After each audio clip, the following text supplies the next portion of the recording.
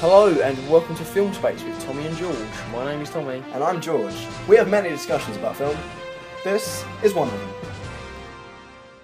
Meets Star Wars type thing, you know? The Star Wars TV show. Yes. The live action TV, Star Wars Underworld. George Lucas has like loads of stuff, Loads doesn't he? of- I believe it was like 50 hours worth Yes. of like script he's Yep, got yep. that they just didn't have the money for before. And Disney, apparently like Disney and I think it's like AMC and that, they're discussing ideas for whether they want to do it. They're like deliberating now. Oh, really? What they're going to do with it. I presumed it'd be ABC that they'd release it on. 'Cause that's It Disney may have owned, been isn't ABC. It may have been ABC then. Because Disney own ABC. Because yeah. the main problem before was, like, I can't remember the exact figure. It's something like, I can't remember it for the life of it. It was something like 50 million an episode or something ridiculous. Yeah. And but what they were saying is a lot of that cost was going to networks to air it. Yeah. Whereas Disney own their own networks. That cuts out a huge chunk of that. So like. So yeah, That's I'd like to see much it more because possibility it's a now. TV show with no Jedi in it, which is what you need. Yes, yeah. And like Joe Johnston, who directed The Rocketeer and Captain America: First Avenger, Right, yeah. and he also worked on concept He art and that for the original trilogy. Yeah. He also most notably designed Boba Fett. Yeah, and he wanted to do a post Boba Fett. He wanted Sarlacc to do Pit, Sarlacc Pit. Yes.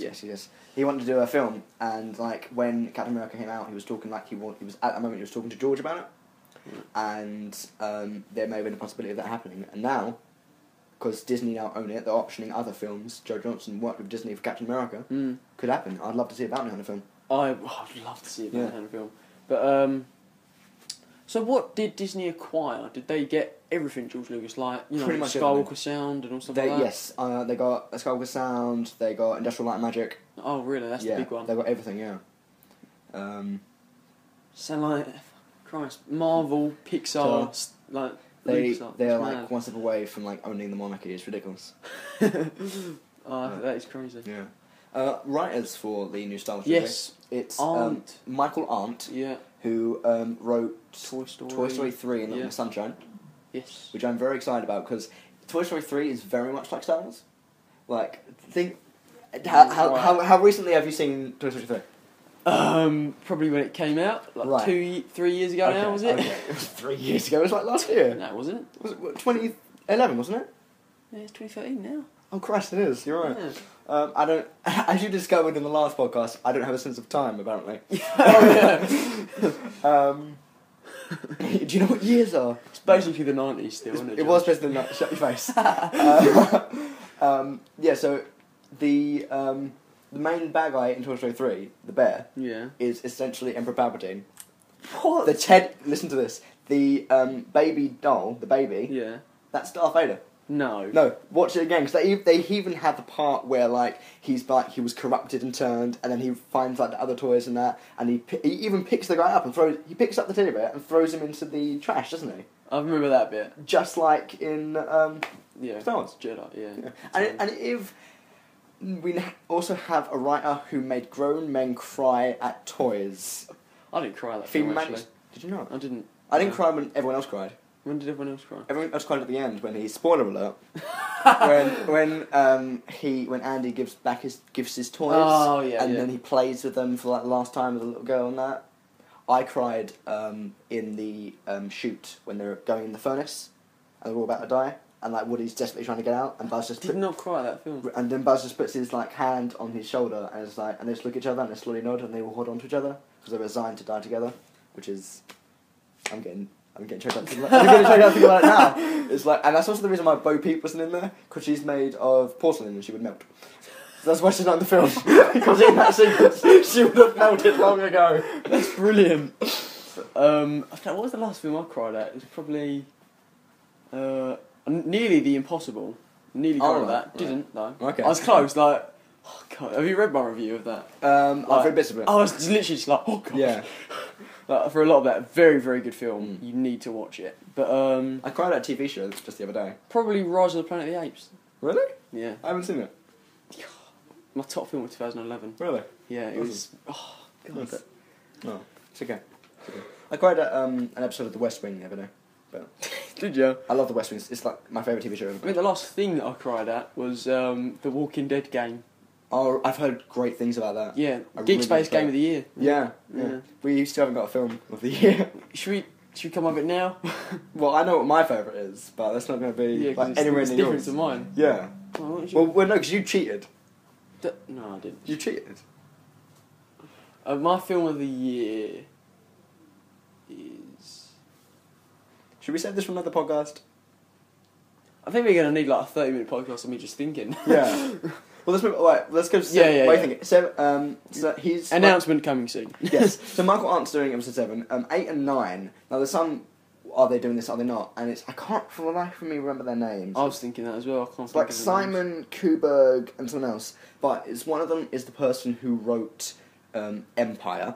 Yeah. He wrote Empire Strikes Back. He wrote Yeah. Return of the Jedi. He wrote Raiders of the Lost Ark.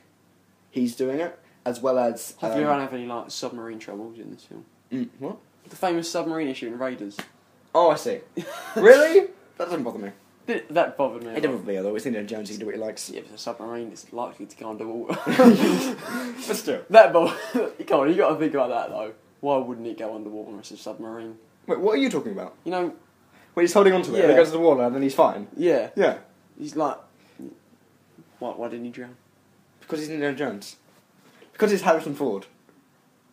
Because Harrison Ford can do what the hell he likes, man. So Han Solo could just hang on to the back of the Millennium Falcon. Is he good? It's like Superman 4: A Quest for World Peace, isn't it? How is it? Well, How is that like it? You Well, no. You just wanted to You reference that in this podcast. Yeah. You're going to want to try to every single one. I kind of did, but We're going to get to like Right. a review of like something like Yeah, we're you know doing the- Citizen Kane. You'll be like, oh, it's a bit like Superman. Quest of World Peace. no, isn't you it? know the love interest of like Clark. I forget her name, but is it Perry White's like daughter or something like that?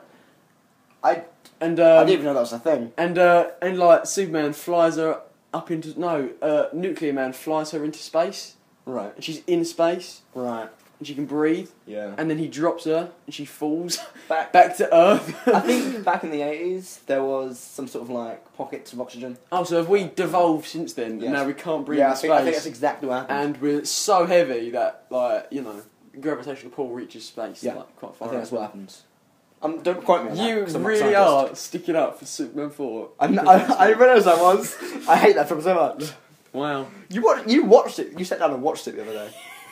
You were just like, guess what's on? Superman 4. I was like, yeah, of course, World Peace. I fancy Yeah. a laugh, you know. You always have to set the I subtitle. do. Okay. Because it's, Of Quest for World Peace. yeah, Hmm. you know. It's It's an admirable quest. It's a bad film. Yeah. Alright, well, the guy who wrote those films is doing it, along with the person who wrote... You say those films, not Superman 4, right? No. No, Quest for World Peace. Empire Return Raiders. And also the person who wrote Guy Ritchie's first Sherlock Holmes film. And he was okay. also currently penning X-Men Days of Future Past. He's doing it as well. And they're writing and producing. We'll get onto that later. Oh, I'm worried about that we'll, film. We'll get onto that later. There's one name that really has to be said here, Okay. and that is Kathleen Kennedy. Oh, yeah. Okay? She's now chairman of Lucasfilm, Mm-hmm. and in conjunction with Disney. So what did she do before? She was a big producer, She, right? I always say that Steven Spielberg directed or produced every single film that everyone loves. Yeah. Like, he's made every single film he's directed will be like a film from your childhood or like one of your favourite films of all time. Even if he produced it, like he produced Back to the Future and Gremlins. Yeah. Well, like, She- my second favourite film ever, Catch Me If You Can. Yeah. So. She produced every film Steven Spielberg's done. Yeah, that's right. So she's had a hand in practically and her everything that you husband love. as well is a big ex-husband, maybe. I'm not sure. Husband or ex-husband is Oh. like a big producer Oh, also. right. Yeah. And, But yeah. so she has produced basically every film you'll ever love. Yeah, like that's why if Spielberg did do it, Mm. you'd have like a nice. Yeah, exactly. Like, you know. But that's why sort of And like he would probably been first on her list. in all fairness as well. probably. I mean, I understand the idea of having Spielberg do Episode 7, so it's sort of like that grand epic entry into it, and then you can have some other sort of like, then you can have Vaughn doing like a darker sort of Episode 8 or something like that. Definitely But Vaughn. I'm very, Definitely I'm Vaughn. quite excited for Vaughn because he's the guy who did Layer Cake, and he's also like the sort of like tough, sort of like dark, vulgar, sort of British gangster film. Mm. He also did Stardust. Stardust is a great. I love film, isn't Stardust. it? It's such I love a film. Stardust, but it's like Such it's, an epic tale. it's an isn't awesome it? sort of like fun fairy tale with Robert De Niro in drag. Yeah, I really And like. so I don't know what a Vaughn Star Wars film will look like or feel like. That Yeah. excites. That is exciting. Yeah, obviously he's first on my list. Yeah. Anyway. Well, you've He's first on every list I've ever got. you're in his yeah. Uh, I'm just thinking weird lists now. I bet you are. Yeah. No, I Through with quiche. yeah, I love Matthew Vaughn. Like his film of Star Wars would be perfect for me. I mean, other weird Really names would. have been like Neil Blomkamp was like reference and your face drooped. I don't like The Blomkamp was Chris Nolan was That's like. I hate that.